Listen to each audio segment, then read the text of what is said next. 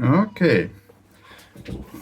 Okay, take two for the VFC AKS-74U Tactical Conversion Kit installation and the QRS Selector. That will be easy. There isn't really any instruction material on how to install this kit, and it's not as intuitive as you'd hope, perhaps, so I'll just go over it. Unload the gun, obviously. Make sure it's unloaded.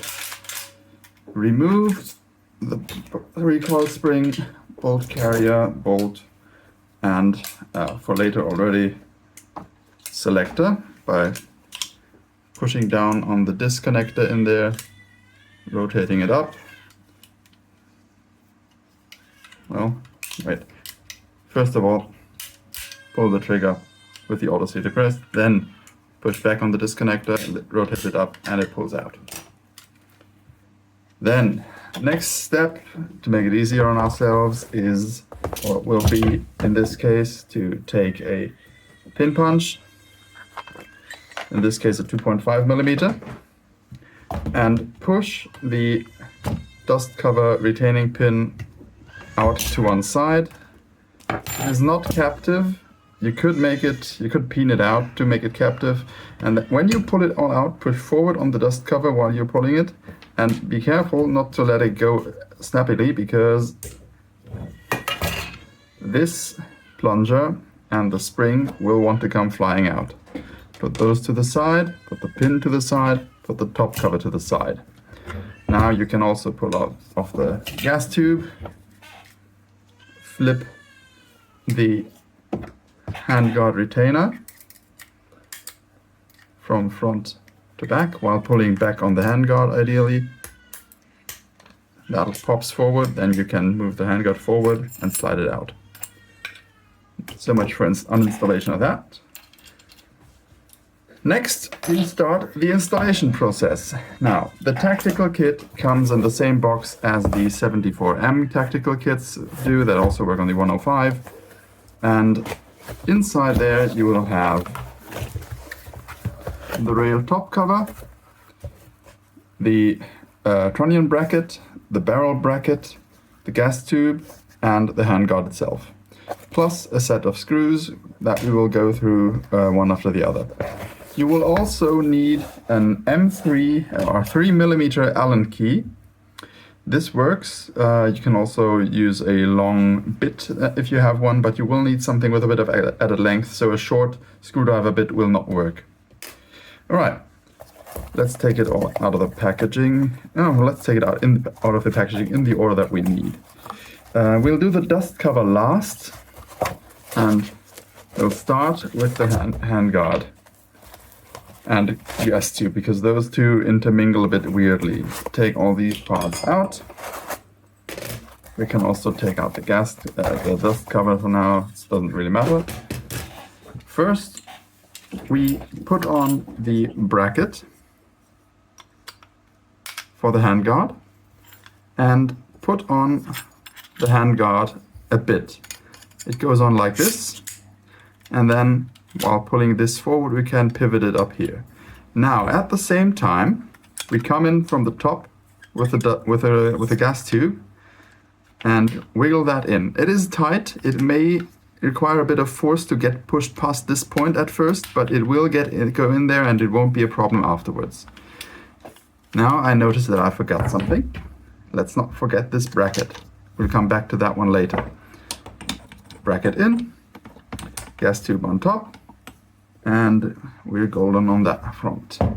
Next, we open the screw packet. There are a lot of screws in there, some that we don't even need actually. I think I dropped one, but it's one of those that we don't need. There are two of these two small socket screws, slotted screws, that don't go anywhere except in the rear of the dust cover and don't serve any purpose there whatsoever. There are these socket heads that are pretty long. Come on, focus on them. Those are pretty long, longer than the others. There are two of those. We will need those for the barrel clamp. There are 4 socket head screws that are a bit shorter, Those go in the gas tube from the top and clamp onto the barrel clamp.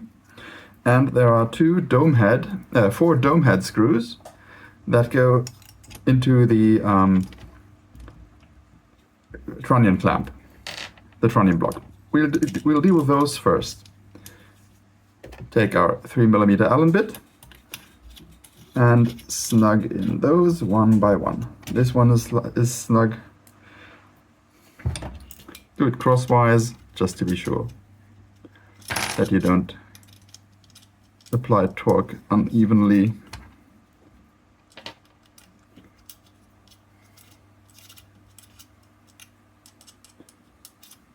I think I'll fast forward inserting those four screws.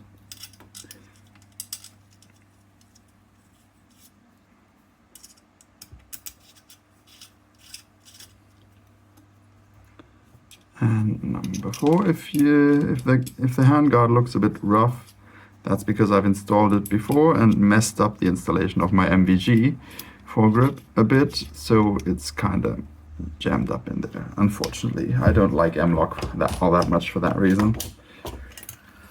Good. Now that's installed. Next, the 2 long screws or bolts go into the barrel clamp from the bottom. If they don't grab immediately like this, you may need to push the barrel clamp backward or forward a bit, which you should be able to do like this. Put that in. Slightly snug. Slightly snug. That's fine. It's a steel clamp, and you want to clamp it downwards towards the barrel so that it clamps between the barrel and the trunnion block. Yeah, maybe I should have tightened these here first. Those only go into aluminum, so don't go too hard on those. But until it clicks is fine. Like this. Then properly tighten those down.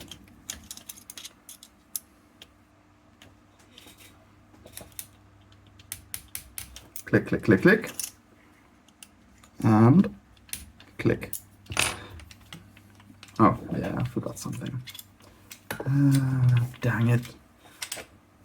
As you can see, I can now no longer remove the gas tube easily. So I'm going to have to undo a bit of this, and because I forgot to flip the lever on the handguard retainer. Let's not forget to flip the handguard retainer lever back forward.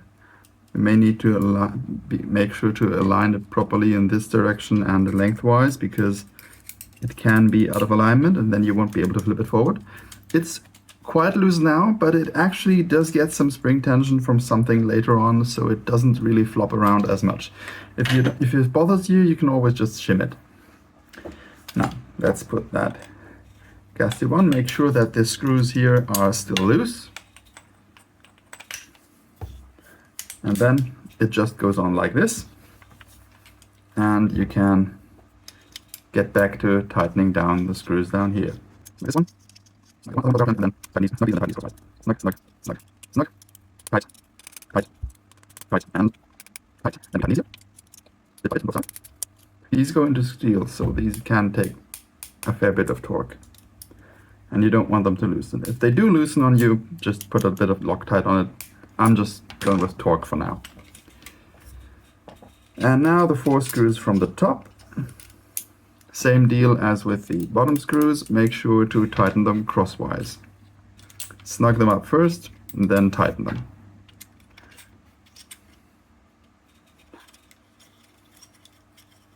And this is also one of those parts where you can't use a short screwdriver bit because it just won't reach. You know, you could probably talk about those. Snug these 4, and that is the 3 snug, I think. Yep. And the 4. These 4 screws are also all that really clamps down on the gas tube. So make sure these are also tightened properly, because they go into steel, so they can take a fair bit of torque. Click, click. Crosswise on the other side. Back to this side. And the final one on the other side. Click, click, click, click. Right. The handguard cap is a bit loose right now, but like I said, somehow that got tightened up on my when I last installed it, so I'm not too worried about that now. Onto the top cover.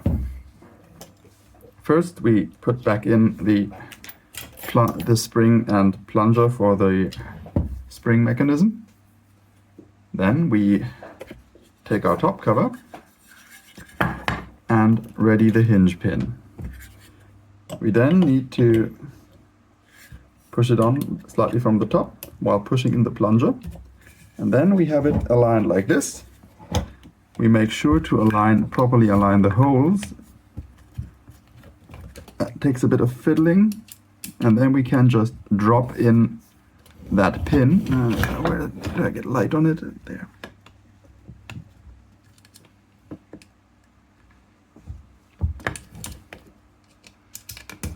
Like this, and it's back together.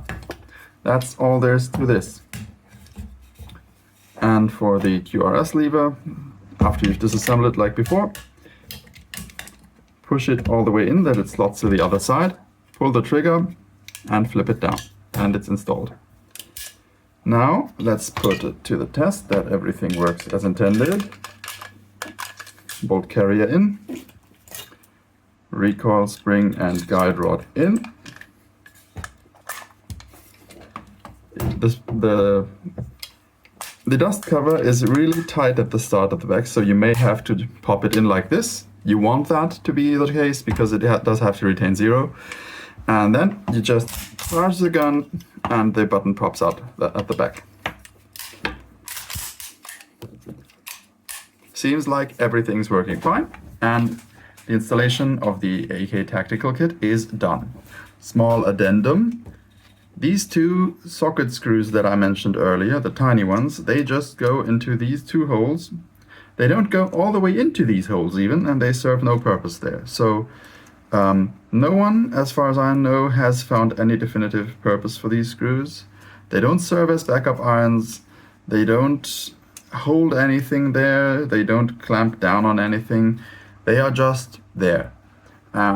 Presumably there were plans to add a backup iron sight to the back that is held on by these screws, but it doesn't exist.